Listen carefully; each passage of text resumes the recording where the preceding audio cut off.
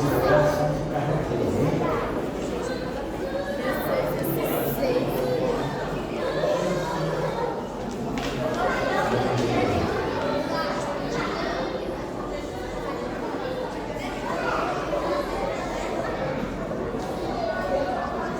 amados irmãos e irmãs, enquanto as crianças estão subindo, nós temos hoje a alegria e satisfação de estar recebendo aqui na igreja a presença do nosso bispo, Bispo Roberto. Eu gostaria de convidar o bispo, por favor, Bispo Roberto. Nós vamos estar orando pela vida do nosso bispo.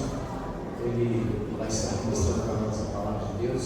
Ele já está aqui na nossa região há 2 anos, quase caminhando para 2 anos e meio, caminhando por 2 anos e meio, e é a primeira oportunidade que nós temos de estar juntos aqui nessa noite. Então, é uma alegria, prazer receber o bispo. Nós vamos estar orando nos cajubertos, vamos estar orando no nosso bispo.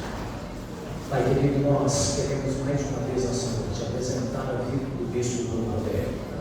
O Senhor sabe, Deus, que nós temos orado muito pela sua vida, para que o Senhor conceda sabedoria, discernimento, graça, inteligência e habilidade para lidar com todos os desafios pastorais e até administrativos que têm chegado às suas mãos.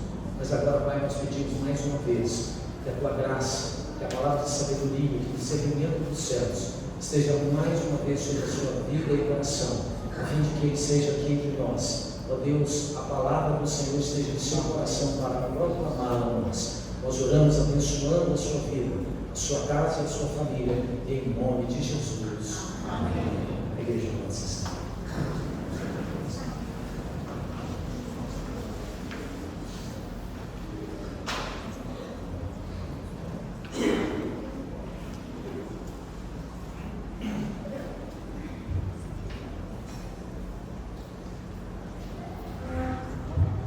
Meus irmãos e irmãs, uma boa noite para vocês, a paz do Cristo, alegria do meu coração de poder conhecer mais uma das nossas igrejas na 4ª região.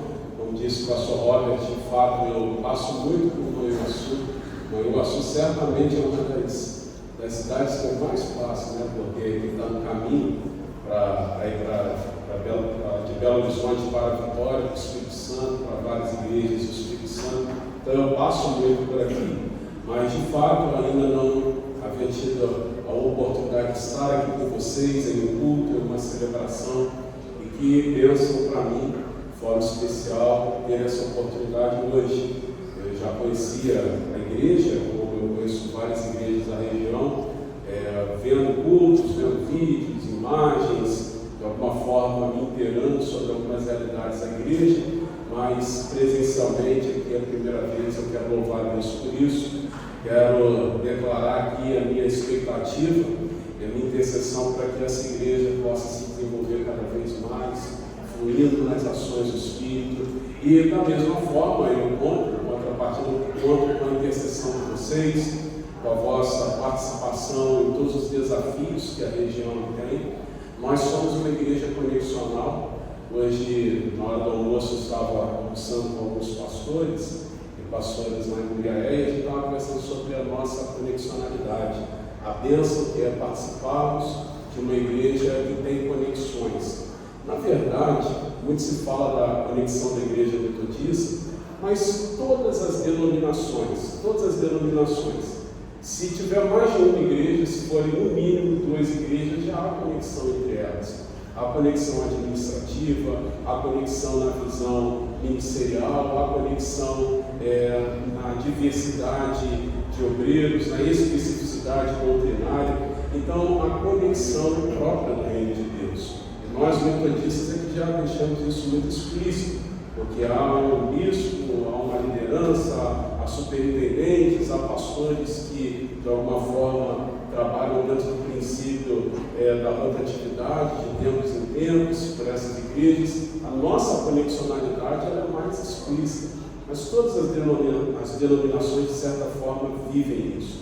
E eu valorizo muito a conexionalidade da igreja metodista, não apenas por ser um metodista de berço, não apenas por ter sido escolhido pela igreja para ser um dos guardiões da sua doutrina, mas eu valorizo muito a conexionalidade da igreja porque eu vejo que ela é bênção para nós. Eu vejo que na caminhada da Igreja Metodista do Brasil, essa forma de nós estabelecermos a nossa força a partir de conexões, de estarmos juntos, de valorizarmos a caminhada conjunta é uma bênção. Por isso eu quero louvar a Deus por essa igreja, pela sua participação no crescimento, no desenvolvimento da 4ª região. E espero que vocês orem para que esse desenvolvimento, para que essa expansão continue. Orando também pela minha vida, pelos desafios que Deus tem me dado aqui à frente da nossa região. Agradecer também por estar mais uma vez com o pastor Robert, com a pastora Luciene, podendo celebrar Deus juntamente com eles aqui. Quero compartilhar com você alguns princípios da palavra de Deus, baseados no texto de João, capítulo 5. Quero ler apenas dois versículos. Os versículos 16 e 17. João, capítulo 5, versículos 16 e 17. Também está conosco, né, pastor Robert, representantes da nossa congregação, próximo. As crianças, qual é o nome do local? Aparecida. Deus abençoe a nossa congregação para Aparecida e essa oportunidade representada pelas nossas crianças. É uma bênção ser criança na igreja. Eu não tenho testemunho, você não vai me ouvir falar de como Deus me tirou do mundo das drogas, de como que Deus me resgatou da vida na prostituição, no crime. Não, você vai me ver celebrando a Deus por ter sido uma criança criada na igreja, na escola dominical, na escola bíblica de férias. Só de falar de EDF, você pode não acreditar, mas é verdade, só de eu falar de EDF eu sinto aquele cheirinho do pão com patê e suco de caju. Quem foi criança na igreja sabe que suco de caju e pão com patê já patenteado no cartório, né? Tem que ter EDF. Eu louvo a Deus por ter sido uma criança como essas que estavam aqui há pouco, criada na presença de Deus. Isso faz toda a diferença para nós. Eu sou um teólogo profissional, eu fiz uma faculdade de teologia, mas até hoje, quando eu prego a palavra de Deus, eu cito eventos bíblicos. É incrível como que vem na minha mente as imagens do flanelógrafo, daquela flanela que eram colocados ali os desenhos, e esses eventos, essas histórias bíblicas estão aqui dentro, não saem mais. Eu fiz uma faculdade de teologia como vossos pastores, estudei hebraico, grego, mas na verdade, quando eu falo de textos bíblicos, imediatamente a minha mente se reporta a essas histórias infantis. Isso é importantíssimo, não sai da gente. Vamos ficar de pé, é um texto muito curto que nós vamos ler. João capítulo 5, versículos 16 e 17. Quem encontrou o texto, diga: achei. Os judeus seguiam Jesus porque ele fazia essas coisas no sábado. Mas ele lhes disse: o meu pai trabalha até agora e eu trabalho também. Vocês podem repetir o versículo 17? O meu pai trabalha até agora e eu trabalho também. Vocês podem sentar, meus irmãos.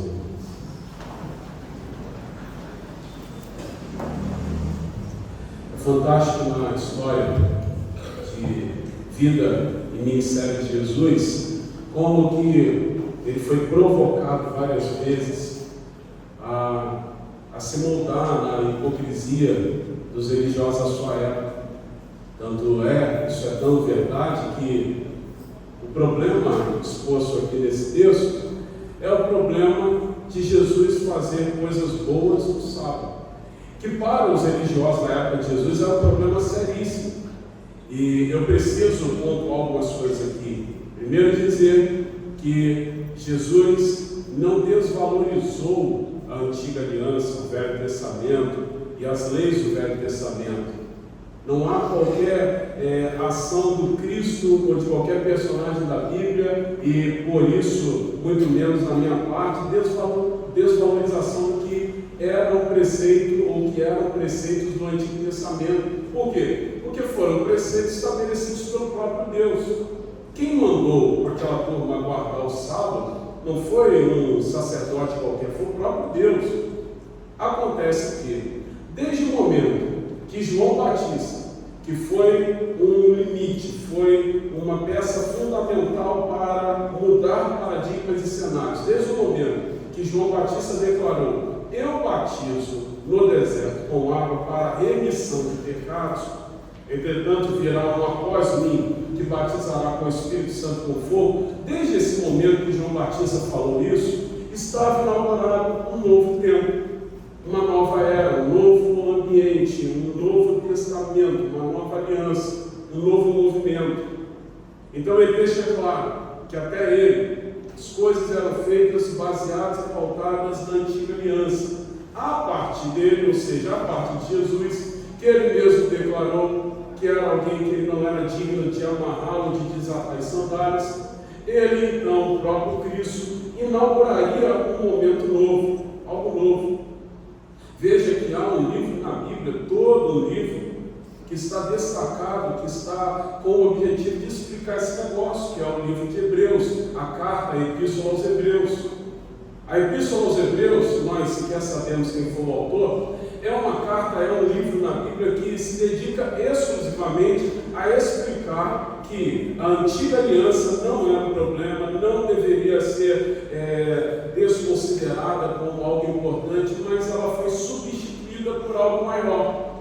E nesse contexto todo, estava incluída a questão do sábado, o imbróglio do sábado, que não era algo que deveria ser depreciado como algo que não tinha vindo de Deus. Pelo contrário, Deus foi quem mandou guardar o sábado. Só que a partir do momento que Jesus veio em si próprio, si mesmo, digo, toda a lei estabelece uma nova dinâmica, então aquilo já não tinha mais o mesmo impacto, já não deveria ter o mesmo impacto que antes.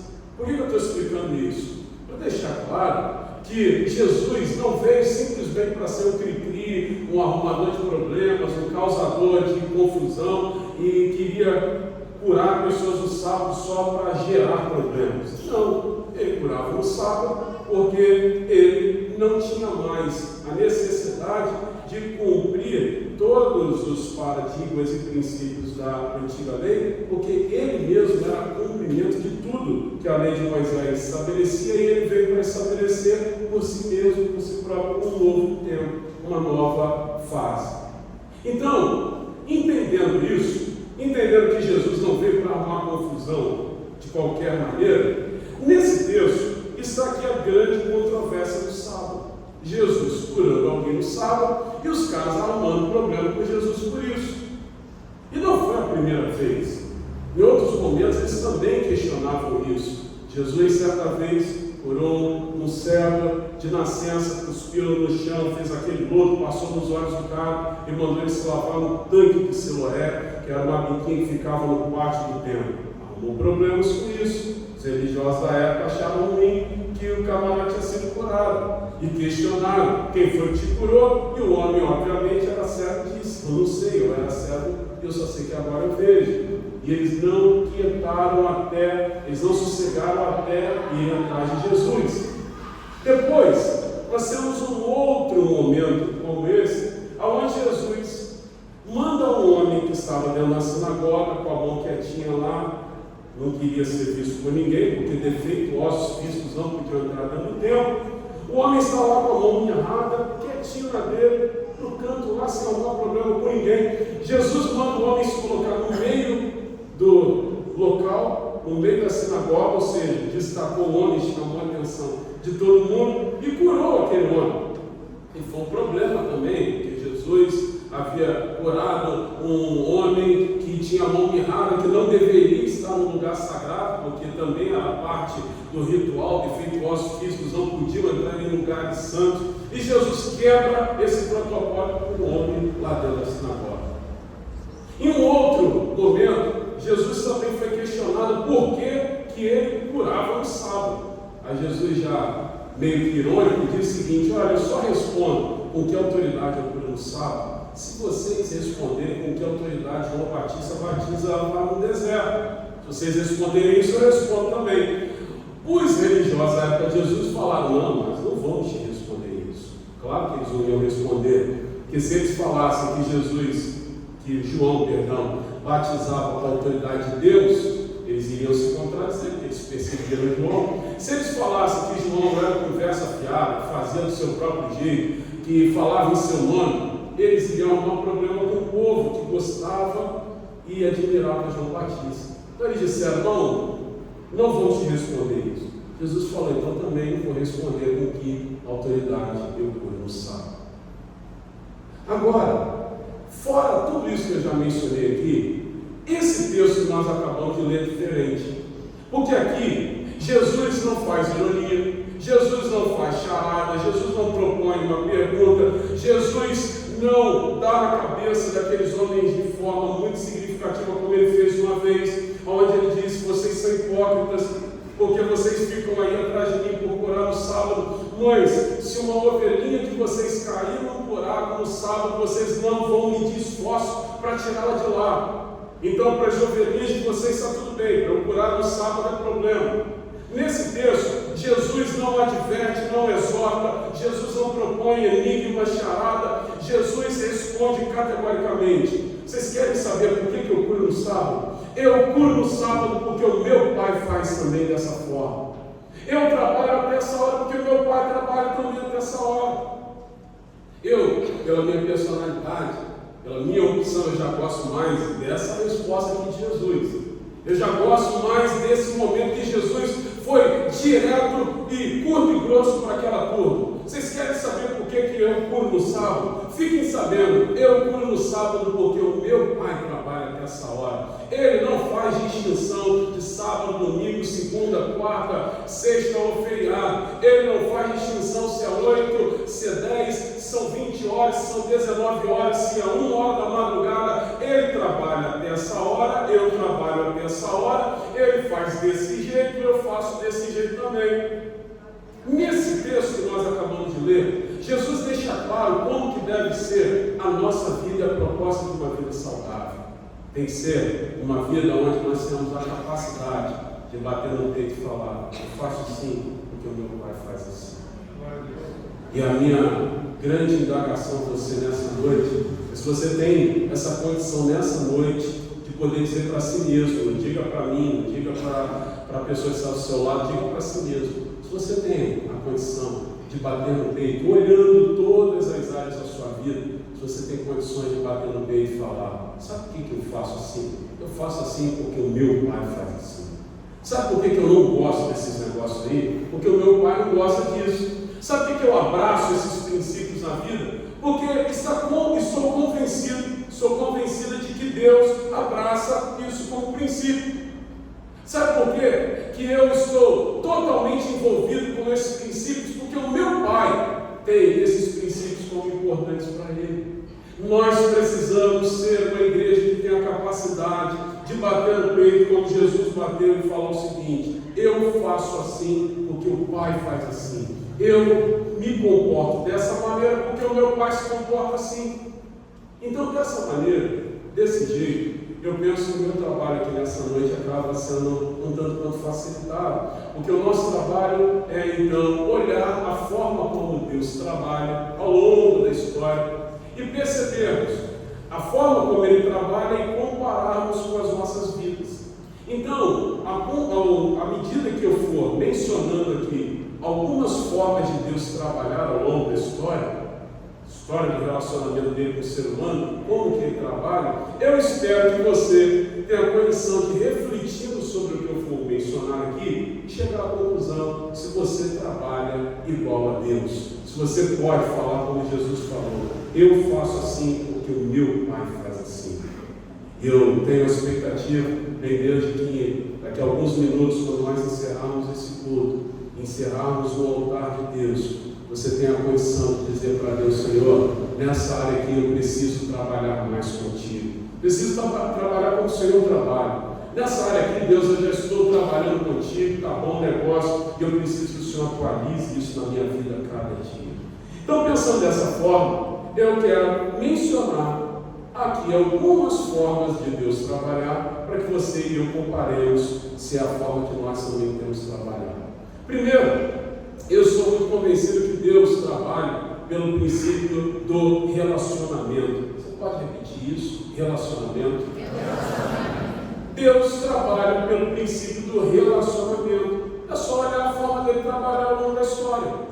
É só olhar para a maneira como Deus se revela desde que Ele criou o ser humano, para você chegar a essa conclusão que eu já cheguei. Eu sei que tem pessoas que acreditam que Deus trabalha pela lógica de chamar pessoas para fazerem coisas para Ele. Eu já digo que Deus nunca chamou pessoas para trabalharem para Ele ou para fazerem coisas para Ele, sem que antes Ele tenha chamado as pessoas para se relacionarem com Ele. Até porque Deus é o ser eterno. E o princípio do ser eterno é que Ele é autossuficiente. Ele não precisa de nada para ser mais Deus ou menos Deus. Ele não precisa de nada do que eu possa fazer para classificá-lo num nível acima do que Ele já é. Ou então aquilo que eu não venha a fazer vai classificá-lo, vai rebaixá-lo para um nível menor da divindade. Ele é eterno. Eu preciso de muitas coisas. Você necessita de muitas coisas. Eu e você tivemos o início, e se Jesus não voltar antes, nós morreremos, teremos um fim nesse mundo. Então nós temos necessidade de carinho, temos necessidade de alimentação, temos necessidades de alguma forma trabalhar e produzir coisas. Nós temos diversas necessidades. Agora, essas necessidades são impostas sobre nós porque nós somos finitos, nós somos menores, nós somos um pingo no meio de toda essa imensidão. Leia o texto de Isaías 40. A Bíblia diz que os príncipes desse mundo são para Deus como um pingo no balde d'água. A Bíblia diz que Deus coloca numa balança de precisão todos os montes desse mundo. Sabe o que é uma balança de precisão? É a balança que o ourives pesa o grama. O grama. Deus pesa toda a cordilheira dos Andes numa balança de precisão. Isaías 40 diz que Deus tem nas suas mãos, na palma das suas mãos, todos os oceanos do mundo. E eu não dou conta de mergulhar sem arrumar problemas numa piscina de 2 metros. E Deus de profundidade, e Deus tem nas suas mãos todos os oceanos do mundo. Então é óbvio que Ele é muito grande, é muito maior do que nós. Nós não damos conta de entender toda a grandeza e a grandiosidade de Deus. Então Ele não precisa de nada para ser Deus. Leia o texto de Gênesis. A Bíblia diz que antes que todas as coisas que nós vemos ao nosso redor fossem formadas, Ele já era Deus. A manifestação do seu Espírito já estava sobre a face das águas, quando tudo era caótico. Ou seja, Ele não precisa de nada que nós possamos fazer para Ele. Agora, Ele nos criou para relacionamento e não para fazermos coisas para Ele. A lógica de que nós fomos chamados para fazermos coisas para Deus é um problema sério.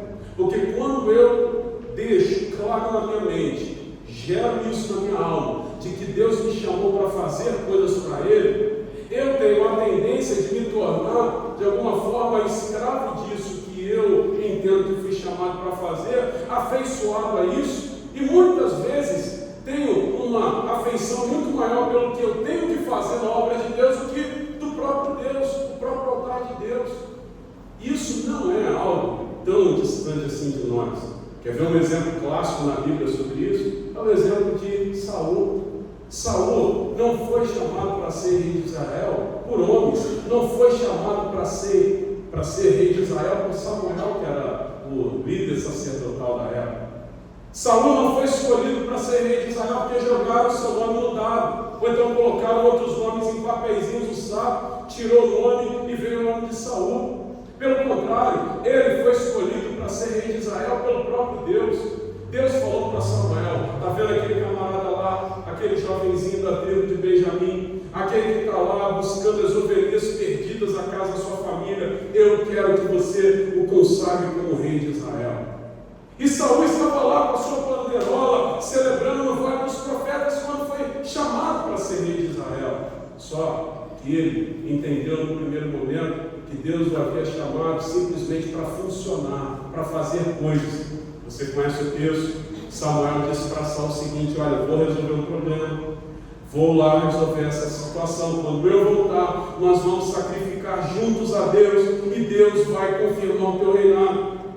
Pois bem, Samuel foi, demorou, voltou depois de muito tempo. Só que quando ele voltou, Saul já tinha deliberado que ele iria sacrificar mesmo sem Samuel estando lá. Ele olhou para um lado, olhou para o outro, Samuel nada de vir, nada de aparecer, ele foi e sacrificou.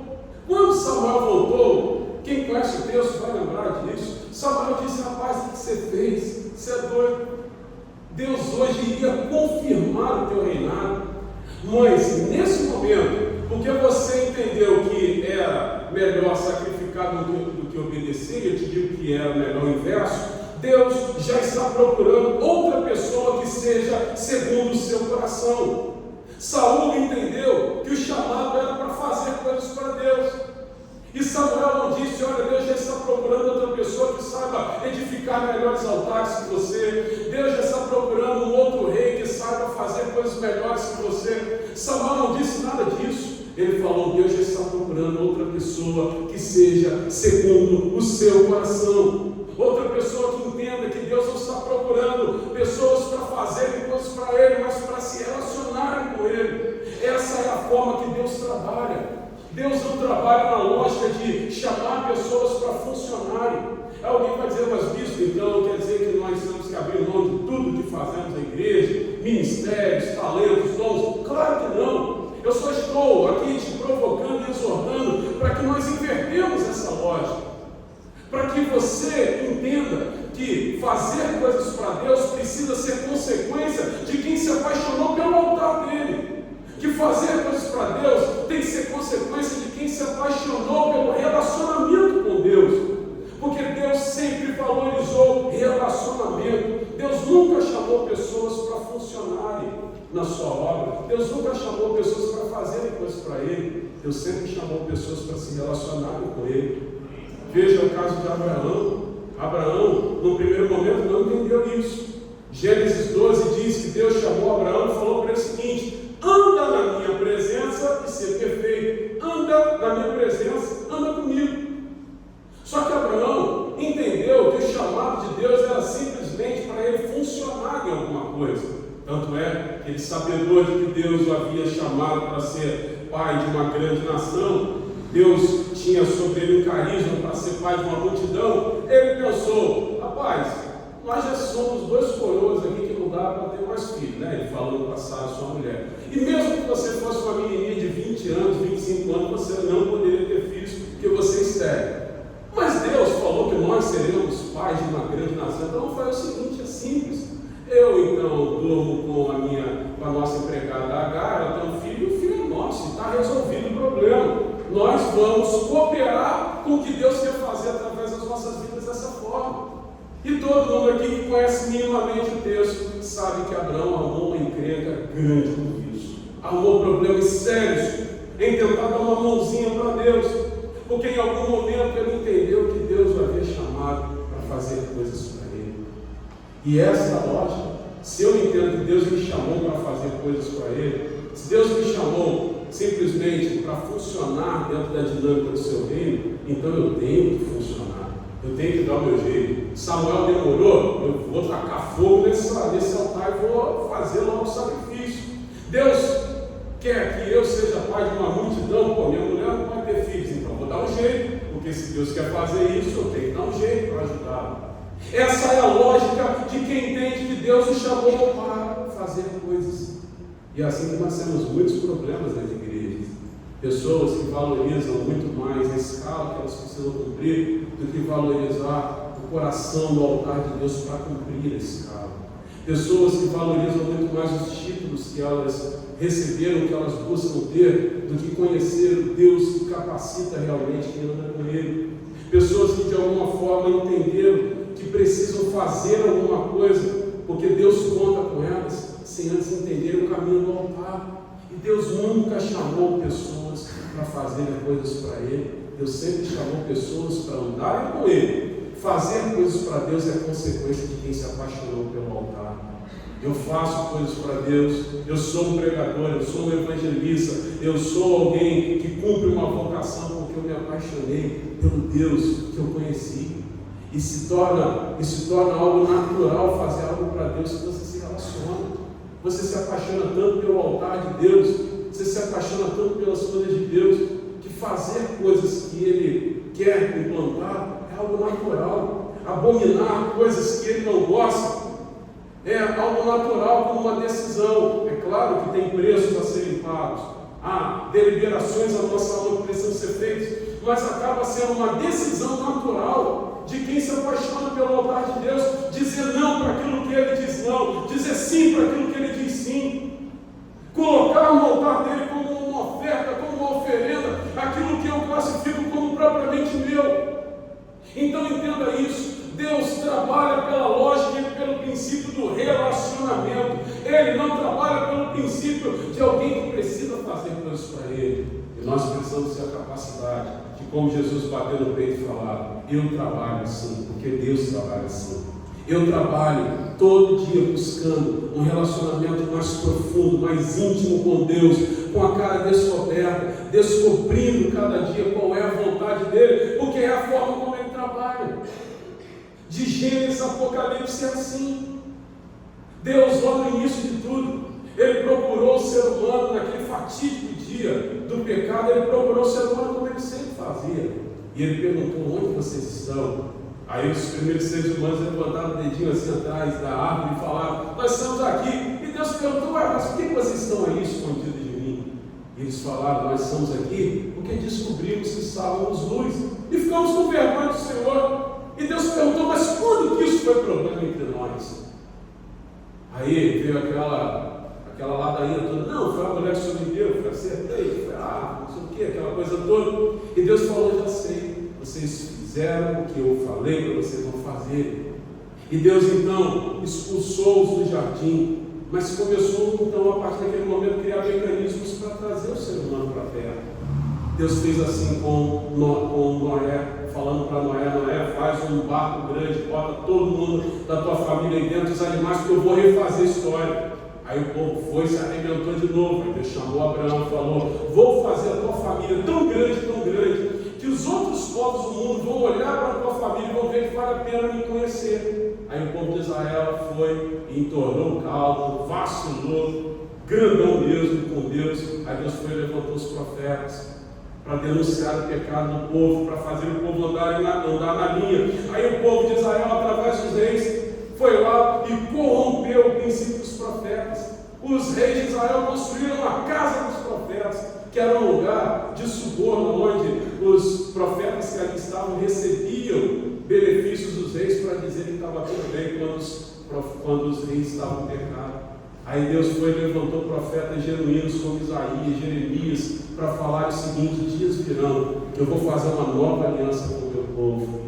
Um menino nos nasceu, um filho se nos deu, seu nome será maravilhoso, conselheiro, Pai da eternidade, príncipe da paz. Aí vem Jeremias e fala: dias virão que o Senhor vai fazer algo novo, essa aliança vai ser perpétua. Aí vem Jesus, aí faz tudo o que Ele fez e nós conhecemos. Aí quando Jesus declara para os seus discípulos: eu vou voltar para o Pai, os discípulos ficam desesperados. Como é que pode? Está tão bom assim? Aí Jesus fala: não, mas eu vou enviar o Espírito Santo e Ele vai fazer com vocês o mesmo que eu faço. Vocês não estarão órfãos. Então eu acabei de, em poucos minutos, citar para você toda a lógica bíblica de Gênesis até o derramado do Espírito Santo. Sabe por quê? Para mostrar para você que a lógica de Deus sempre foi relacionamento. Deus sempre buscou o ser humano. Por último, nesse exemplo, nesse princípio, eu posso citar Pedro. Jesus ali suando sangue, angustiadíssimo com tudo que estava acontecendo, chegou a pedir a Deus que, se fosse possível, passasse dele o cálice daquele sofrimento. Ele não estava fazendo teatro divino ali. E toda vez que ele ia lá no Getsemane, como é que estavam Pedro, Tiago e João? Roncando, babando os 3 caras de pau, dormindo, roncando lá. E Jesus os sacudia e questionava: vocês não podem velar comigo um minuto sequer.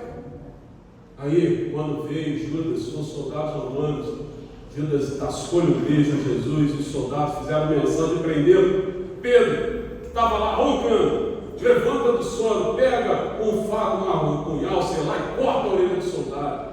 Aí Jesus pega a ideia do soldado romano e coloca no lugar, como quem disse para Pedro o seguinte: eu não preciso de guarda-costas, eu não preciso de machões do meu lado, eu precisei de um amigo há alguns minutos atrás, você estava aí roncando, então deixa a orelha do camarada no lugar.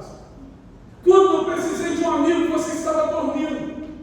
Isso significa que Deus não precisa de cortadores de orelha na igreja. Deus precisa de amigos, Deus quer pessoas que conheçam o seu coração. Essa é a forma que Deus trabalha. E eu digo a você, em nome de Jesus, que Ele espera que nós tenhamos a capacidade de bater no peito e dizermos a mesma coisa. Eu trabalho com relacionamento profundo com Deus. Eu busco a todo dia conhecer mais a Deus, porque essa é a forma como Ele trabalha.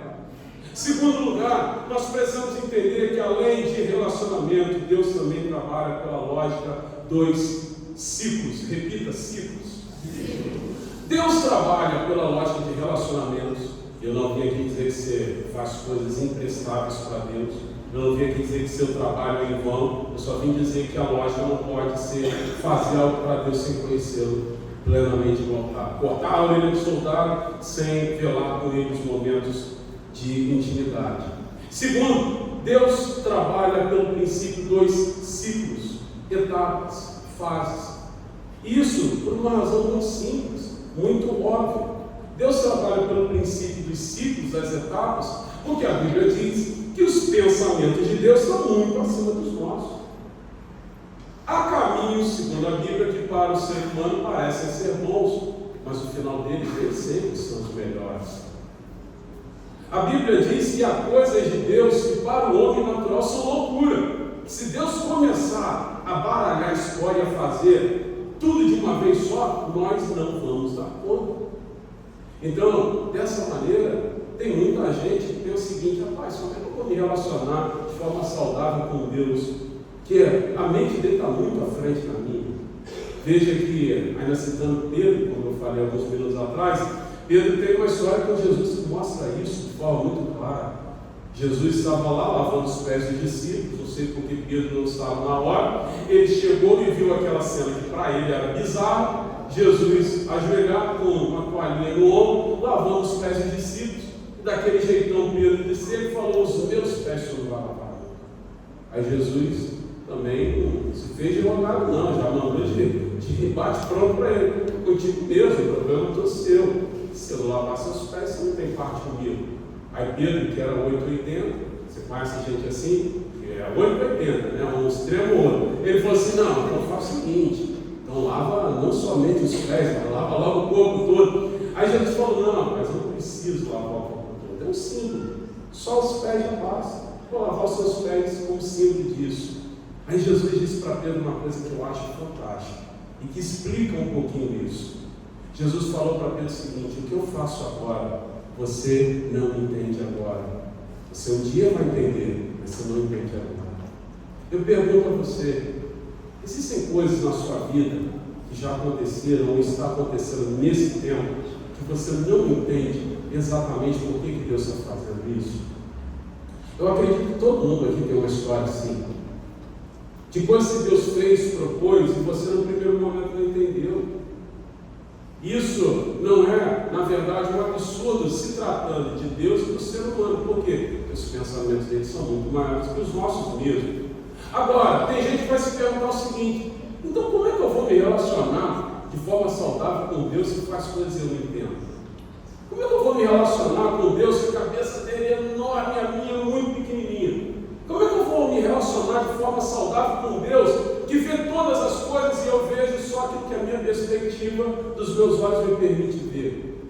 Como é que eu vou me relacionar com Deus que sabe nesse exato momento o que se passa dentro de todos os 7 bilhões de habitantes desse mundo, quando eu não consigo nem entender o que eu estou sentindo direito? Essa pergunta sem resposta é o que tem causado muitas pessoas, é o que tem feito muitas pessoas desanimarem da fé, abandonarem a caminhada com Deus, porque elas acham que estão muito distantes desse Deus. É como uma música popular brasileira de uns anos atrás aí, né? É o cara lá de cima. É o cara lá de cima, alguém está distante, não é alguém próximo. Só que eu digo que Deus trabalha através de ciclos. Por quê? essa era a melhor estratégia de se revelar a nós. Se Ele colocar tudo o que Ele tem para fazer na minha vida, na minha mão, no meu colo de uma vez só, eu não dou conta.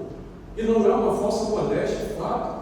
Eu não consigo entender tudo que Deus tem para fazer na minha vida se Ele colocar tudo de uma vez só. Aí Ele estabeleceu uma estratégia.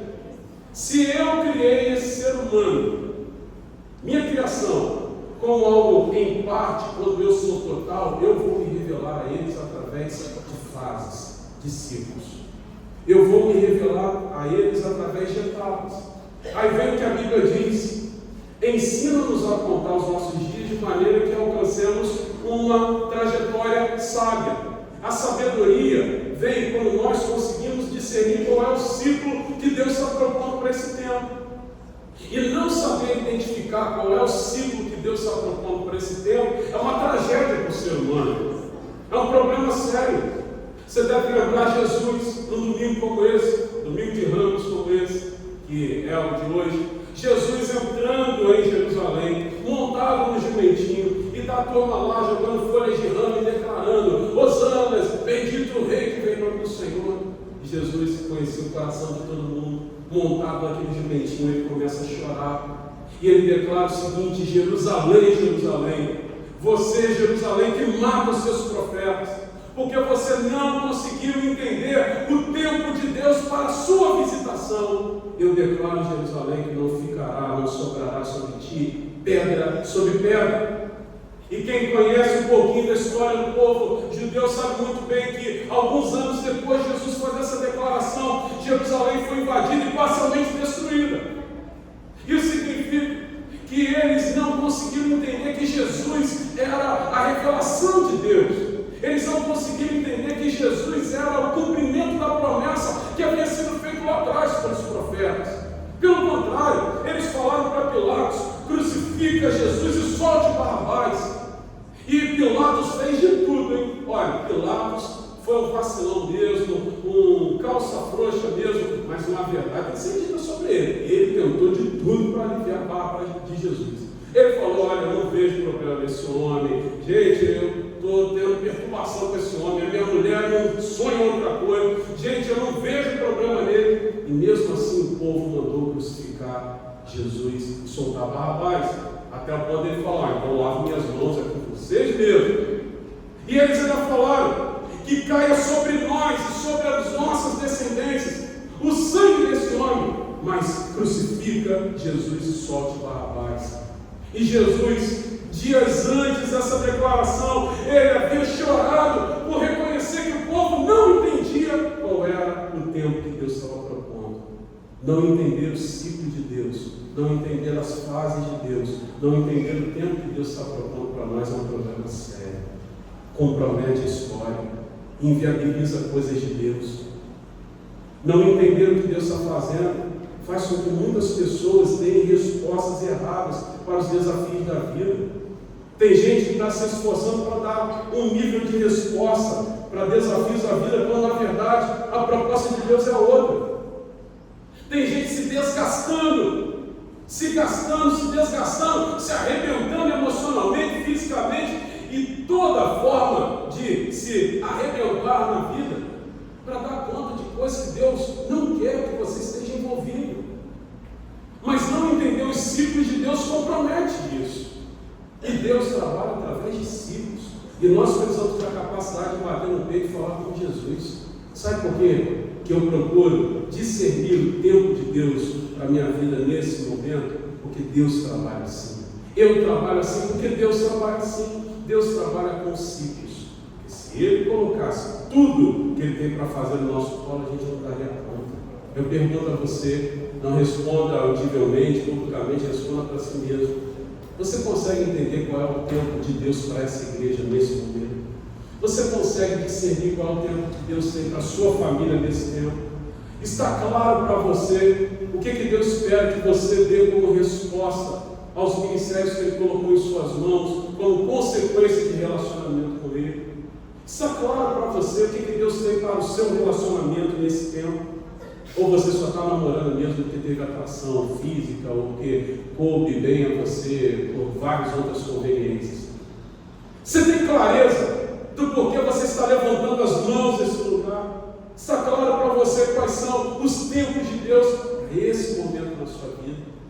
Tem um exemplo clássico na Bíblia de alguém que não soube discernir, além dos que eu já citei, um exemplo clássico na Bíblia de alguém que não conseguiu discernir o tempo, a proposta de Deus, enquanto não discerniu certo, só tomou cascudo na cabeça, só tomou pancadaria na vida solta, direto na sua vida, quando não entendeu o que Deus tinha para fazer. O exemplo clássico de Jó. Você lembra do texto, lá no início do livro de Jó? Deus viu o diabo no meio lá dos anjos e perguntou: e aí, rapaz, o que você está fazendo aí?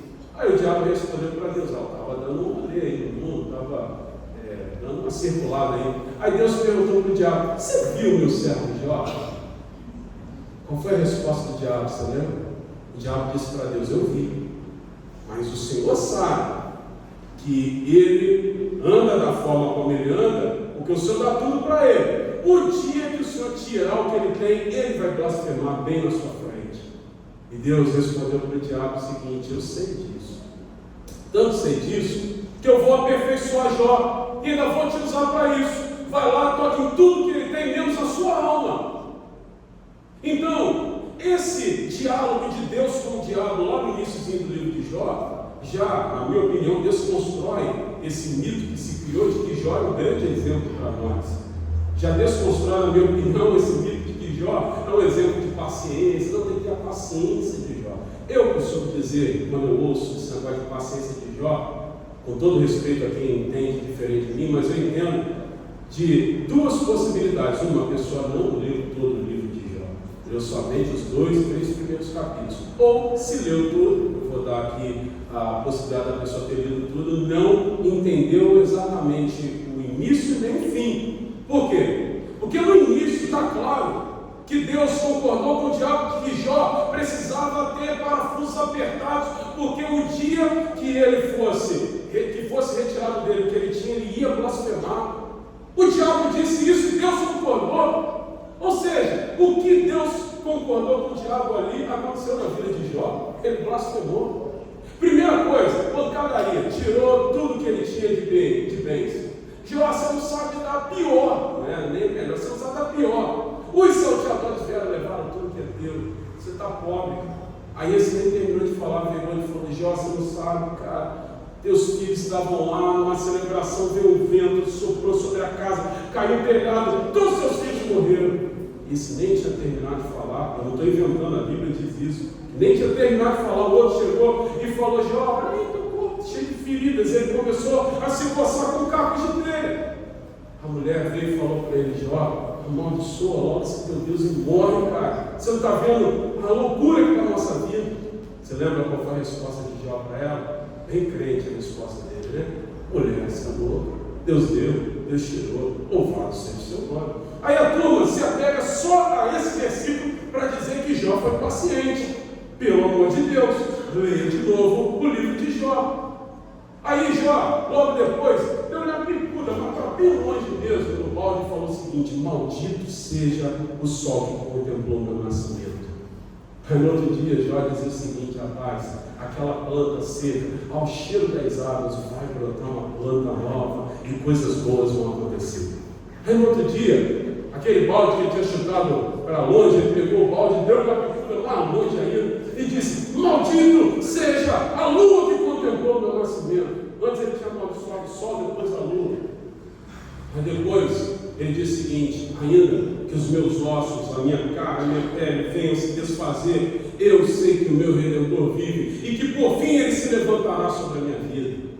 Aleluia, isso, bela frase. Só que depois os seus amigos vieram e falaram para ele o seguinte: 3 amigos falaram para Jó o seguinte: Jó, você, essa carinha de santo aí, rapaz, você é um belo não sem vergonha, né? Alguma coisa de errado você fez, cara, para você estar vivendo isso aí, vai cair em depressão de novo.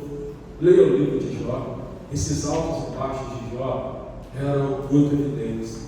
Aí, no finalzinho do livro, Jó vira para Deus e fala o seguinte: Senhor, como o Senhor criou todas essas coisas, eu não estava em lugar nenhum mesmo, não. Eu já entendi uma coisa, nem sei que tudo pode, e nenhum dos teus planos pode ser frustrado. Aí vem um texto que a turma parece que esquece quando fala de Jó. ele diz o seguinte: eu te conhecia só de ouvir falar, agora que os meus olhos te veem. E ele disse mais coisa ainda, que a turma também parece esquecer, para falar que Jó foi o supra-sumo do exemplo. Jó disse o seguinte: Deus, eu falei de coisas maravilhosas demais para mim. Sabe o que é falar coisas maravilhosas demais para mim? Que onde eu venho, eu sou carioca, né? Sou do Rio. Lá no Rio a gente fala o seguinte: esse camarada é marrento, hein? Esse camarada gosta de tirar uma onda. É o que Jó está falando aqui. Eu falei de coisas maravilhosas demais para mim. Eu falei de coisas que eu não sabia. Eu falei de coisas simplesmente que eu repetia, porque eu ouvia essas coisas. Eu achei interessante, falei. Eu achei que isso dava conta dos meus problemas, falei. Imediatamente após Jó reconhecer a sua falha, a Bíblia diz que Deus restituiu o que ele havia perdido e lhe deu em dobro. Sabe por quê? Porque ele aprendeu a lição, Deus restituiu. Até aquele momento Deus estava silenciado na vida de Jó, porque ele não havia aprendido a lição, ele vivia aquelas gangorras. Um dia ele falava: eu sei que o meu Redentor vive. No outro dia ele amaldiçoava o dia do seu nascimento. No dia seguinte ele celebrava o Deus da sua vida. E no outro dia ele já amaldiçoava o sol que havia contemplado o seu nascimento. Num dia ele declarava que ao cheiro das águas Deus iria restaurar tudo. No outro dia ele aceitava a provocação dos seus amigos e caiu em depressão de novo. Até que ele reconheceu: Deus, eu falei de coisas que eu não conhecia. Sabe o que isso significa? Ele não aceitou os ciclos de Deus para ensinamento. Ele não aceitou as etapas, as fases que Deus havia proposto para ele. Deus estava propondo para Jó entender que aquele era o tempo de quebrantamento, aquele era o tempo dele retroceder e reconhecer que ele só falava de coisas que ele ouvia. Ele precisava ter reconhecido isso. Enquanto ele não entendeu o tempo de Deus, enquanto ele foi ali, alguém se esforçava para parecer ser maduro, Deus se calou. No dia que Jó entendeu o tempo, a fase, o ciclo, Deus então restituiu o que ele havia perdido. Escute, nós precisamos trabalhar com o discernimento dos ciclos. Sabe por quê? Não é porque o bispo veio aqui dizer para você isso, é porque o meu Pai, o seu Pai, o nosso Deus trabalha com ciclos. E nós precisamos fazer leitura de ciclos, porque Deus trabalha assim. Porque se Ele entregasse tudo que Ele tem para fazer na nossa escola, a gente não daria conta. Então Ele trabalha com fases. Jó perdeu um tempão, porque ele não entendeu o que Deus queria fazer. Ele ficou fugindo do ciclo de Deus, tentou mostrar uma maturidade que ele não tinha. Deus deu, Deus tirou, louvado seja o seu nome. Depois ele teve que reconhecer que aquilo era algo maravilhoso demais para ele falar. Ele teve que reconhecer que ele estava falando aquilo só porque ele ouviu falar aquilo. E tem muita gente nas nossas igrejas que não trabalham como Deus trabalha, fugindo de ciclos de Deus, porque não lhes é conveniente viver esse ciclo, porque não querem aceitar o caminho do quebrantamento para viver aquele ciclo, porque não querem aceitar que Deus está te levando a viver um ciclo para você aprender a dizer não para determinadas coisas que você quer dizer sim. Deus está te levando a viver ciclos para que você se quebrante em áreas que você não quer se quebrantar e você faça como Jó, foge do ciclo de Deus. Enquanto você foge, você perde tempo. Quando você reconhecer o ciclo, acabou a provação e Deus abre as portas e as janelas dos céus para você. Não entender ciclos de Deus é não trabalhar com Deus e não trabalhar como Deus. Eu pergunto a você mais uma vez: está claro para você qual é o ciclo que Deus tem proposto para esse tempo? Está claro isso? Você tem clareza do que Deus está te chamando para viver nesse tempo? Enquanto você e eu fugimos do ciclo de Deus, nós perdemos tempo como já perdeu. E eu quero encerrar mencionando uma última coisa, e essa eu não vou me deter muito tempo para falar. Uma última coisa que eu entendo que é trabalho de Deus. Deus trabalha primeiro com relacionamentos, repita, relacionamentos. Deus trabalha com ciclos, repita bem forte, ciclos. Deus, em terceiro lugar, não é? A última coisa que Ele trabalha, é a última que eu vou mencionar, porque é o meu tempo e a capacidade que eu tenho, mas Deus trabalha de várias outras formas. Deus trabalha com o sobrenatural, repita, sobrenatural. Sobrenatural. Ao longo da história, você pode perceber que Deus ele vai empurrando o ser humano para determinadas coisas que chegam a um nível que dali ou você retrocede e é derrotado, aceita que não vai avançar, ou você vive algo transcendente, sobrenatural. Gente, nós estamos aqui levantando as mãos e adorando o Deus que nós não vemos. Nós estamos aqui cantando com Deus que nós não abraçamos Ele, apertamos a mão dele, como cumprimentamos uns aos outros aqui. Tudo nesse lugar é metafísico, tudo nesse lugar é sobrenatural, tudo nesse lugar é espiritual. Então por que a gente não aproveita esse ambiente espiritual para usufruir logo tudo dele? Já falo que nós somos doidos mesmo. Agora, vários aqui devem ter vivido isso, né? Nem todos aqui foram criados na igreja como eu fui criado. Mas não sei se alguém dos que estão aqui já tiveram essa experiência. Irmão, quando você passava lá fora desse tempo e vinha aqui uma turma levantando as mãos, cantando, gente chorando, você não percebia que aqui só tinha um bando de maluco, de louco? Como é que esse pessoal está vivendo esse negócio lá dentro? Não tem ninguém lá que eles estão vendo, não tem ninguém lá que eles estão apertando a mão. Como é que eles se emocionam com esse negócio? Como é que eles vivem intensamente isso? Isso é doideira, esses caras são doidos mesmo. Gente, já falo que nós somos doidos por levantarmos a mão a um ser que nós não vemos, por falarmos com um ser que você não abraça com suas mãos, com um ser que é metafísico. Então, eu te chamo a viver intensamente isso. Louco por louco, então vive logo o milagre daquilo que você não vê. Louco por louco, então vamos usufruir daquilo que é espiritual, daquilo que é transcendente, daquilo que é metafísico. Nós precisamos restaurar o potencial de sermos uma igreja que tem envolvimentos com o sobrenatural.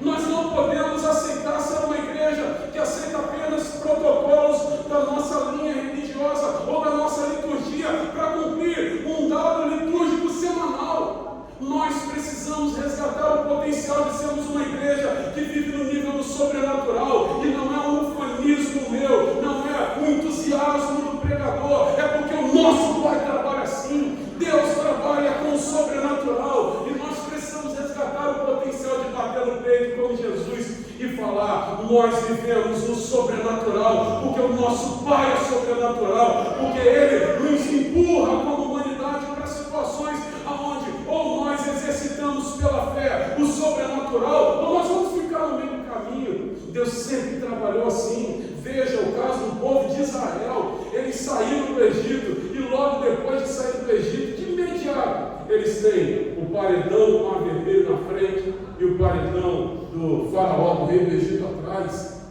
Para onde eles vão? Mas eles foram conduzidos a Deus ali para aquela encruzilhada, para que eles aprendessem a marchar e a caminhar como povo de Deus. E Deus falou para Moisés: eu não preciso fazer mais nada, já te dei o potencial de resolver isso. Toque nas águas e manda o povo marchar. E o Mar Vermelho se abriu. O povo de Israel foi empurrado por Deus em várias situações para viver o transcendente.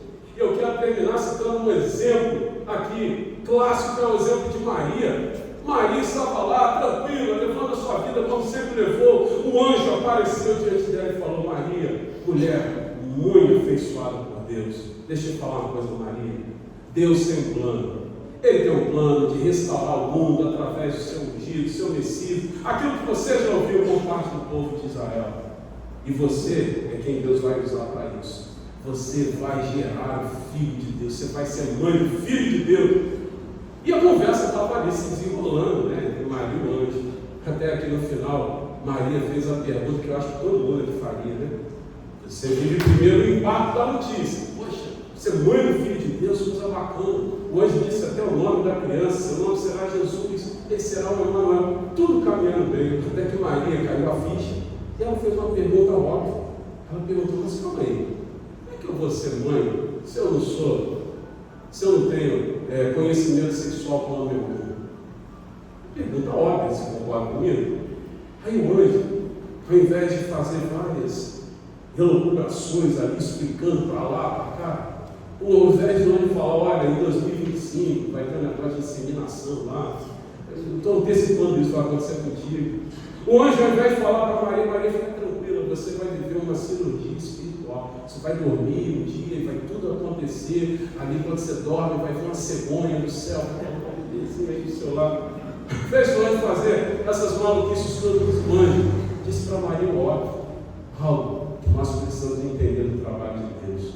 O anjo falou para Maria o seguinte: Maria, quanto a isso, eu não tenho mais o que te falar, eu só posso te dizer o seguinte: descerá sobre ti o Espírito Santo, e o poder do Altíssimo vai te envolver com as suas asas. Descerá sobre ti o Espírito Santo. A explicação que eu posso te dar, sabe por quê? Porque existem ambientes da nossa vida, momentos da nossa vida, que ou você para e aceita a derrota, aceita que você não dá conta disso e não vai recorrer a Deus, ou você vai se abrir para o trabalho magnífico, extraordinário, transcendental, espiritual, milagroso, o trabalho milagroso de Deus, e que só é possível quando o Espírito Santo é derramado sobre a igreja. Só é possível quando o Espírito Santo toma minha vida e me batiza com a sua ação poderosa. Só é possível quando o Espírito Santo tem liberdade para nos visitar. E não é porque eu sou entusiasta de coisas extraordinárias, não é porque eu sou curioso de coisas transcendentais, é porque o meu Pai trabalha assim. E se o meu Pai trabalha com milagres, se o meu Pai trabalha com o transcendente, eu preciso ser alguém que vai bater no peito e vai dizer: eu busco o transcendente, eu busco o milagre, eu busco as coisas extraordinárias, porque o meu Pai trabalha assim.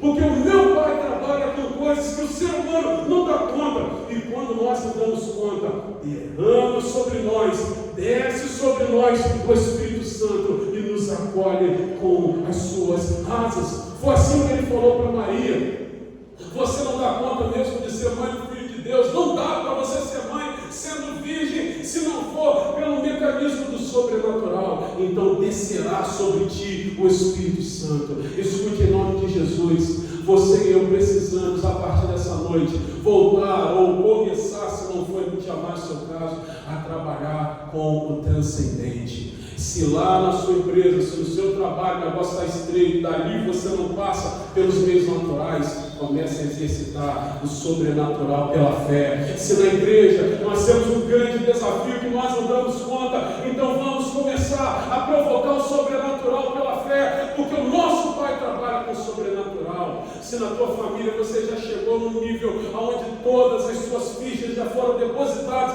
e você não sabe mais o que fazer, comece a viver práticas de fé, comece a exercitar-se na fé, e nós viveremos então no âmbito familiar milagres, porque o nosso Pai trabalha assim. Então eu quero recapitular para você: Jesus declarou para aquela turma que vivia enchendo a sua paciência com pouca coisa: eu curo no sábado e vou continuar curando, porque o meu Pai trabalha até agora e eu trabalho também. E nosso trabalho é fazer como Deus faz. Nós precisamos olhar como Deus trabalha. Deus trabalha com relacionamento. Deus não trabalha chamando ninguém para fazer algo para Ele. Fazer algo para Deus é consequência de quem se apaixonou pelo altar. Deus trabalha pela lógica dos ciclos. Deus não coloca tudo de uma vez no nosso colo que a gente não daria conta. Então, discirna o tempo. Tenha a interpretação adequada de qual é a proposta para esse tempo. Deus trabalha com o sobrenatural. E para isso, o Espírito tem que ser derramado sobre nós. Coloque-se de pé em nome de Jesus. Coloque-se de pé em nome de Jesus e comece a orar. Não fique aí de olhos abertos, olhando para mim, esperando alguma reação minha. Comece a orar agora em nome de Jesus. Por favor, os ministros da música, por favor, podem subir e já comecem a introduzir, não a cantar ainda, mas introduzindo uma música para cantarmos juntos. A igreja comece a orar agora, vamos. Você não precisa de uma música para começar a adorar. Você não precisa de alguém que coloque a mão sobre a sua cabeça para você começar a orar.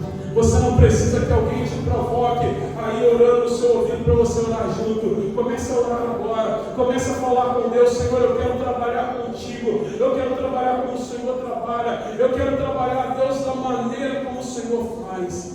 E eu quero nesse momento terminar esse tempo orando contigo, com você e por você que voltar. Se você reconhece que em alguma dessas áreas que eu mencionei aqui, você precisa trabalhar mais intensamente com Deus, corre aqui para o altar agora. Vamos orar juntos. Vamos orar juntos. O Espírito de Deus é muito